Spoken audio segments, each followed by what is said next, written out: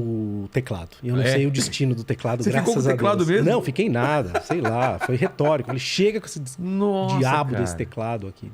Mas é legal você estar vindo agora, coincidentemente, essa semana e a semana passada, tá se falando muito sobre liberdade de expressão, né? E você, como trabalha com o Danilo, você tá toda vez advogando sobre isso, sobre o direito de uma pessoa poder falar, fazer piadas, até onde vai esse limite. E isso, pra mim, tem se tornado um terror, cara, porque eu vejo pessoas sendo condenadas, canceladas e não sei o que, por opiniões. E aí, como que a gente fica nessa história? Esse é um tema daqueles que me apaixona completamente. Assim. Eu trabalho com a liberdade de expressão há muito tempo, né? Até antes de conhecer o Danilo e tal. Aliás, até muito por isso, quem me apresentou... Como vocês conheceram? Quem me apresentou o Danilo foi uma grande amiga, uma moça que foi minha aluna. Tá. Era namorada do Danilo e acabou se tornando uma grande amiga minha, colega. E aí acabou me apresentando por uma questão societária do Danilo. A gente resolveu essa questão societária do jeito que deu para resolver lá, foi bacana. Aquele problema lá dos Estados Unidos ou do Não, Comedians? não, esse aí um outro. Um outro, tá. Um outro. E aí a gente resolveu. Cara, tem esses rolos também dos Estados Unidos, né? Pô. E aí comecei a advogar para ele nessas outras questões de liberdade de expressão. Mas a liberdade de expressão sempre foi um tema que me foi muito caro. Eu conheci o Danilo antes dela, até pelo Twitter. Né? Você já seguia e acompanhava? Porque ele me seguia também. Eu falava umas coisas lá que acho que ele concordava. E Vilela, o mundo está completamente maluco, porque quem que sempre foi originalmente o inimigo da liberdade de expressão? O governo. O Estado, né? O Estado. Estado. Então, você tem uma Constituição Federal que garante a liberdade de expressão, está lá com todas as letras, mas hoje a perseguição, ou seja, o ataque à liberdade de expressão é completamente fluido. Né? Você tem mega corporações que têm um controle maior do que o controle estatal.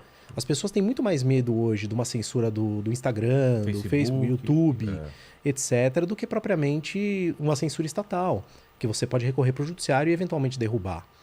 Entendeu? Então essa chamada cultura do cancelamento, ela é perversa, na medida em que destrói a vida de algumas pessoas, porque a pessoa deu a opinião dela, não é? E às vezes uma opinião dada de uma maneira impensada, uma maneira inocente, fundamentalmente uma opinião. E a vida da pessoa é colocada em xeque em praça pública, pessoa destruída, tida como o pior dos seres humanos. Vão atrás do empregador, dos patrocinadores? Vão atrás do empregador, dos patrocinadores, dos filhos, do marido, da mulher. É uma coisa covarde, entendeu? Então isso vem acontecendo muito e alguma coisa precisa ser feita. Mas qual que é a lei? O que ela diz sobre liberdade de expressão? Eu vou chegar nisso já. Deixa eu só voltar um pouquinho aqui numa coisa. Esse é o grande problema. Não é? Existe um raciocínio muito fácil. Eu digo assim, olha, o Instagram é uma empresa privada, o Facebook é uma empresa privada. Ela publica o que ela quer, ela cancela o que ela quer. Não é? Aqui no seu programa, você chama quem você quiser. No meu escritório eu atendo quem eu quiser. Só que isso é absolutamente hipócrita na medida em que você tem pouquíssimas empresas que controlam a comunicação.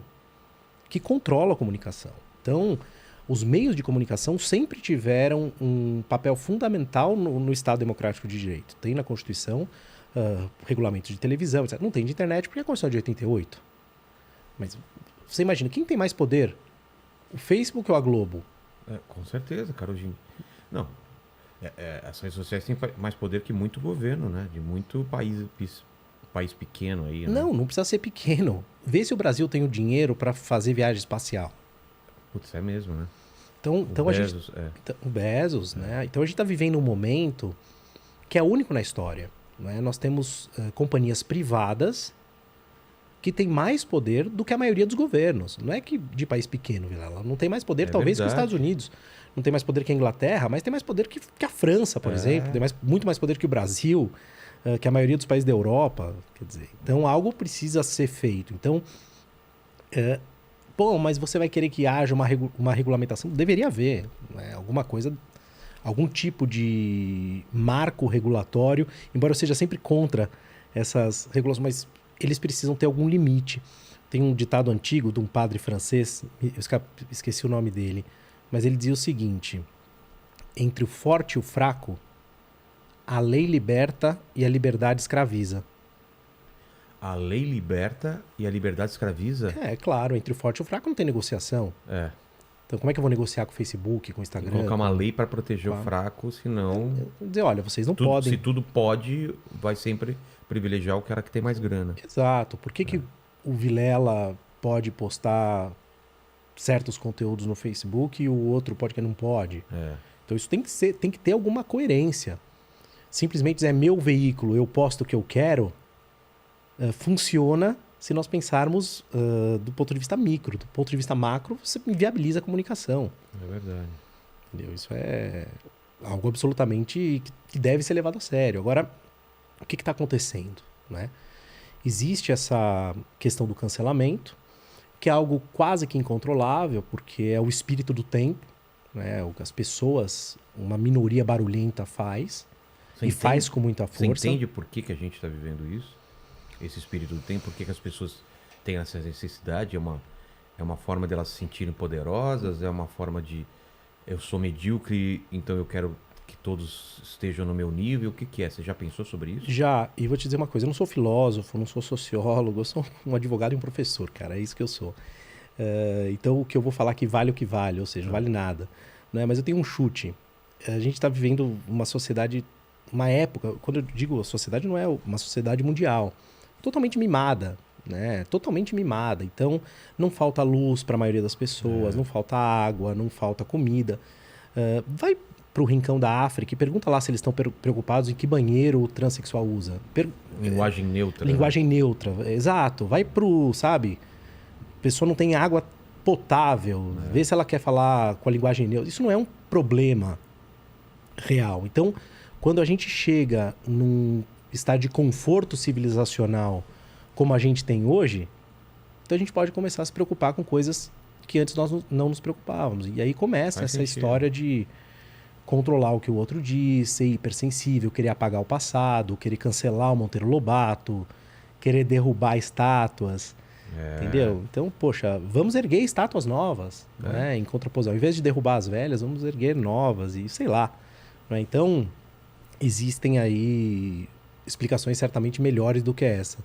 Mas eu atribuiria isso a esse comodismo. A sociedade tem remédio, tem penicilina, então as pessoas acabam nos preocupando muito. Quando deu a pandemia da Covid, pode reparar que isso deu uma desaparecida. Ninguém falava nesse assunto. No meio da pandemia. Era só pandemia. Só pandemia, só pandemia. Mas aí veio o cancelamento pela pandemia, né? Veio o cancelamento. Negacionista, quer não sei o que, máscara, aí virou o assunto. Quando as coisas começaram a se acalmar. né? Depois Claro. do tempo. Então é isso. Agora, existe uma como eu posso te dizer isso? Uma manipulação linguística